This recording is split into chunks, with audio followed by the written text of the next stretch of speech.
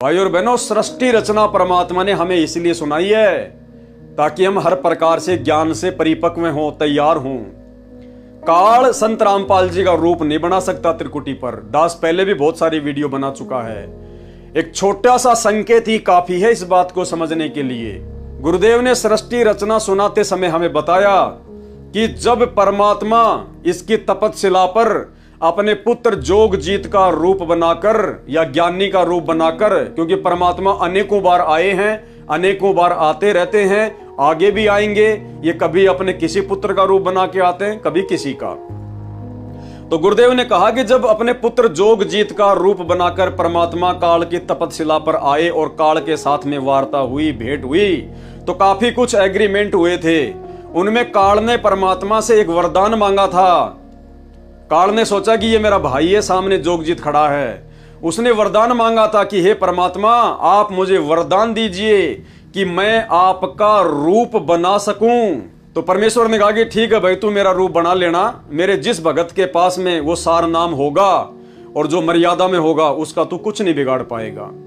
तो समझने की बात यह है कि यदि वो काल ऐसे ही किसी का भी रूप बना सकता है, किसी का मतलब ऊपर की शक्तियों का, अपने से ऊपर की शक्तियों का, नीचे वालों का तो बना सकता है। ब्रह्मा विष्णु महेश का बनाता है, दुर्गा का बना लेता है, 33 करोड़ देवी देवताओं का बना सकता है, किसी भी जीव का बना सकता है।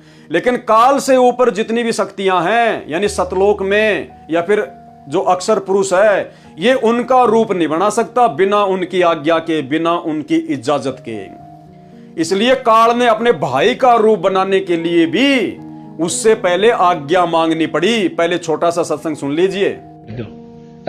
वचन भर लो, वचन भर लिया, अकबर लियो भाई। न्यो बोला जी कि चारों युगों में, 3 युगा में जीव थोड़े ले जाना, सतयुग, त्रेता और द्वापर में, और चौथा युग जब आवे कलयुग, कितने ले जाइयो। न्यो बोला वह बढ़िया डाई तन तया। अच्छा भाई, कोई बात नहीं। दूसरा यह है कि मैं आपका रूप बना सकूं, मैंने ये आज्ञा दे दो।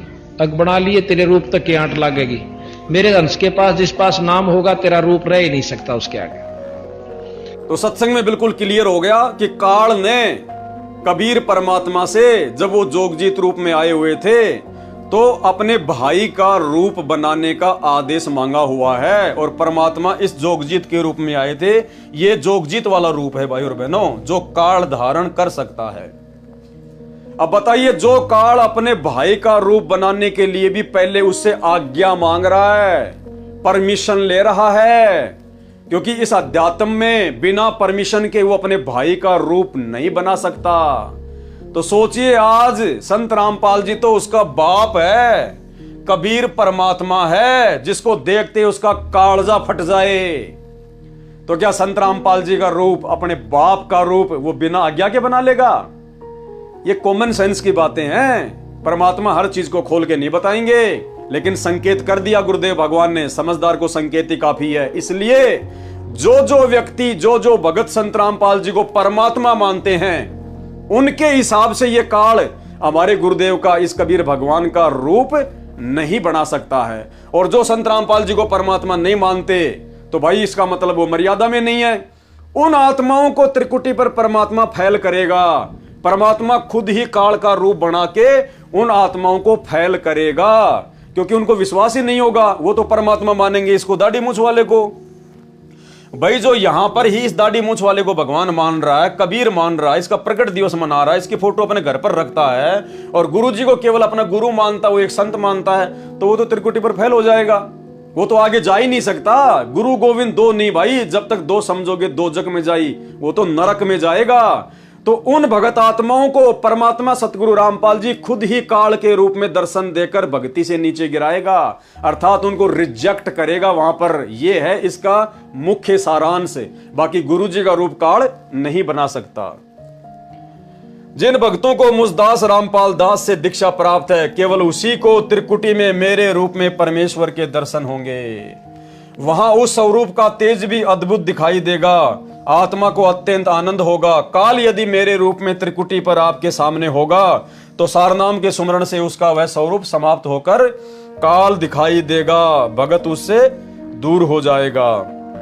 अगली वाणी, जो साधक संध्या आरती को प्रेम मगन होकर गाएगा, प्रेम मगन होए आरती गावे, जो साधक संध्या आरती को प्रेम मगन होकर गाएगा अर्थात उसमें बताए नियमों का पालन करेगा, वह पूर्ण मोक्ष प्राप्त करेगा। अब देखो संध्या आरती क्या है? आदेश। भाई संध्या आरती में हमारे लिए आदेश ही तो दे रहे हैं गुरु जी, आदेश है तभी तो गुरु जी कह रहे हैं कि अर्थात उसमें बताए नियमों का जो पालन करेगा, तो ये आदेश हो गया गुरु जी का, वही पूर्ण मोक्ष प्राप्त करेगा, फिर कभी संसार में लौटकर संसार में नहीं आएगा।